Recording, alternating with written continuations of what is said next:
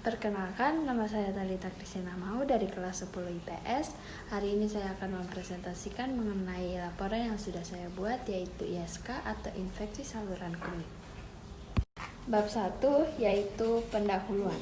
Yang pertama, latar belakang. Saluran kemih merupakan salah satu organ yang paling sering terjadi infeksi bakteri. Dan ISK adalah istilah umum yang digunakan untuk menyatakan adanya invasi mikroorganisme pada saluran kemih. ISK merupakan keadaan tumbuh dan berkembang biaknya sebuah kuman di dalam saluran kemih yang meliputi infeksi di parenkim ginjal sampai infeksi di kandung kemih dengan jumlah bakteri urea yang bermakna. Infeksi saluran kemih ini dapat menyerang pasien dari segala usia, mulai dari bayi yang baru lahir, anak-anak, remaja, hingga orang tua. Infeksi ini juga lebih sering dijumpai pada wanita daripada laki-laki. Hal ini terjadi karena uretra wanita lebih pendek sehingga memudahkan bakteri masuk ke dalam saluran kemih dan menyerang organ sekitar, serta letak meatus uretra wanita yang berdekatan dengan anus membuat bakteri lebih mudah masuk ke dalam saluran perkemihan dan menginfeksi. Yang kedua yaitu rumusan masalah. Yang pertama, penyebab infeksi saluran kemih. Yang kedua, pencegahan dan penanganan infeksi saluran kemih. Yang ketiga, siapa saja yang bisa mengalami infeksi saluran kemih. Yang keempat, gejala infeksi saluran kemih. Dan yang terakhir yaitu pengobatan infeksi saluran kemih. Yang ketiga yaitu tujuan penelitian.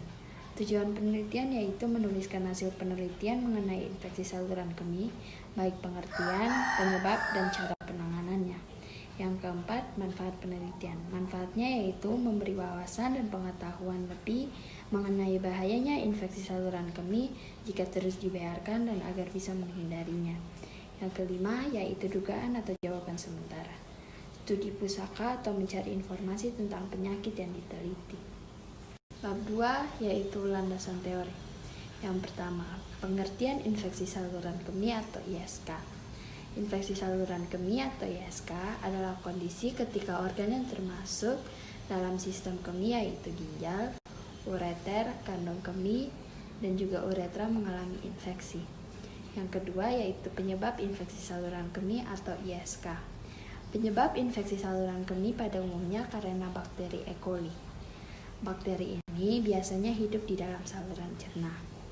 Bakteri dapat masuk ke dalam saluran uretra jika kita kurang memperhatikan kebersihan area organ intim, khususnya usai proses buang air kecil atau besar.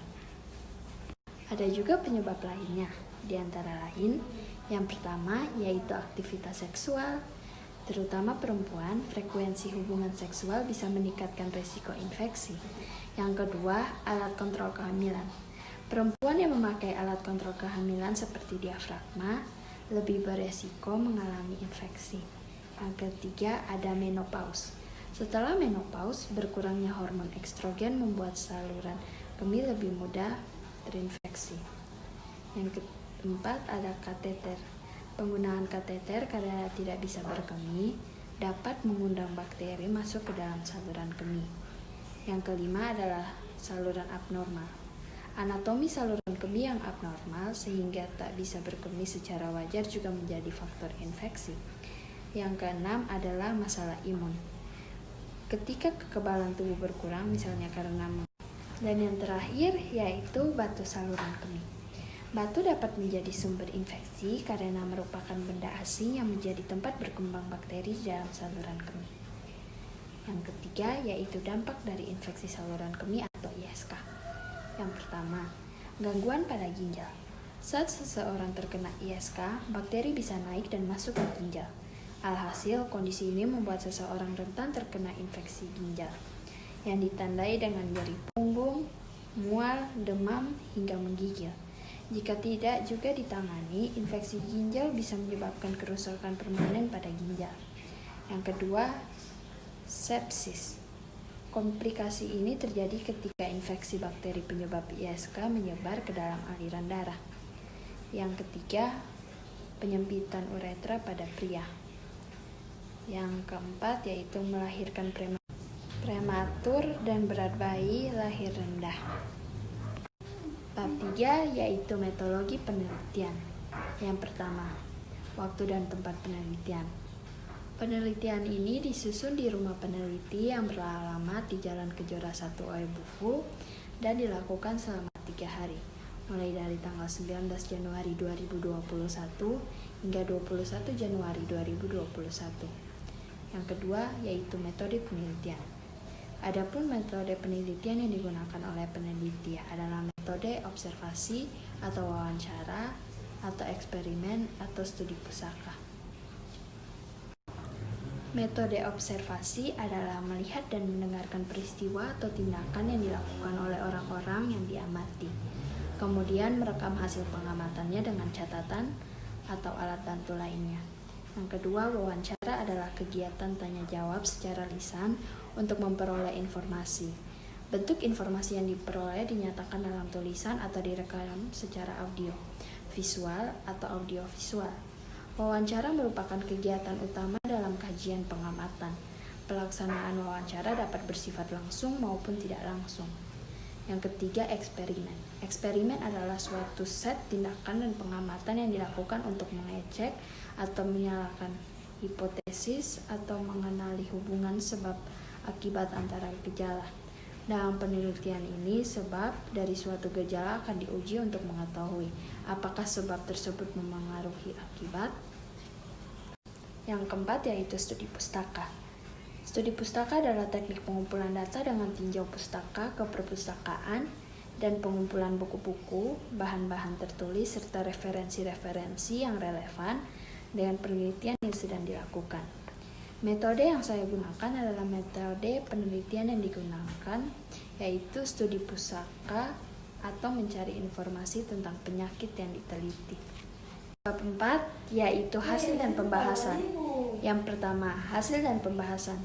Berdasarkan data yang diperoleh oleh peneliti melalui studi pustaka, infeksi kandung kemih ringan biasanya sembuh dengan sendirinya dalam beberapa hari. Namun, untuk membantu meredakan gejala tersebut, pasien bisa melakukan beberapa hal berikut di rumah. Yang pertama, banyak minum air putih agar kadar cairan di dalam tubuh tetap terjaga. Yang kedua, mengonsumsi obat pereda nyeri seperti paracetamol dan ibuprofen. Yang ketiga yaitu hindari minum kopi, minuman beralkohol, dan mengonsumsi makanan pedas sampai infeksi sembuh. Yang keempat, kompres hangat perut bagian bawah atau berendam di dalam air hangat 15-20 menit untuk meredakan nyeri. Yang terakhir yaitu hindari berhubungan seksual sampai infeksi benar-benar sembuh. Pada infeksi kandung kemih yang tergolong berat, pengobatannya tergantung pada penyebab yang mendasarinya. Jika infeksi kandung kemih disebabkan oleh bakteri, dokter akan meresepkan antibiotik yang sesuai dengan tingkat keparahan, kondisi dan jenis kelamin pasien, serta beberapa sering infeksi kandung kemih kambuh. Untuk mengobati dimetil sulfoksida untuk membersihkan kandung kemih, proses ini disebut bladder instillation. Terapi peregangan kandung kemih untuk meredakan nyeri dengan memasukkan cairan atau gas ke kandung kemih. Operasi seperti operasi pembesaran kandung kemih, pengangkatan kandung kemih, dan pengalian aliran urin agar normal. Selain itu, ada juga yang dapat kita lakukan jika kita tidak ingin terkena penyakit tersebut. Yang pertama, jangan menunda saat muncul keinginan untuk buang air kecil. Banyak minum air putih, minimal 8 gelas dalam sehari. Hindari mandi dengan cara berendam di bathtub. Jangan menggunakan sabun atau parfum di area kemaluan. Gunakan pakaian dalam berbahan katun dan ganti setiap hari.